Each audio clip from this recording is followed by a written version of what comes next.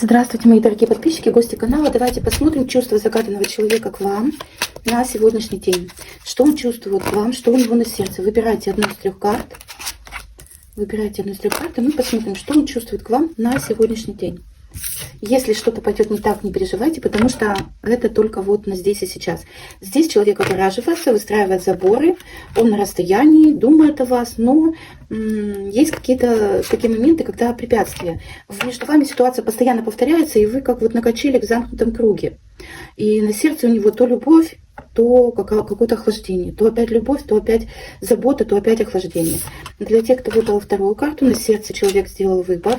Выбор в том, чтобы помогать вам, двигаться к вам со стабильностью. Возможно, если он сейчас готов чем-то делиться с вами, если вот вам попросить сейчас его помощи о какой-то, то он обязательно вам ее окажет. То есть со стабильностью на сердце двигаться к вам. Здесь человек влюблен, у него... Он спокоен в отношении вас, его все устраивает, и на сердце есть и любовь, и такой вот какой-то одухотворенное такое вот спокойствие. Вы для него любимая принцесса Пентаклей, та, которая его полностью устраивает.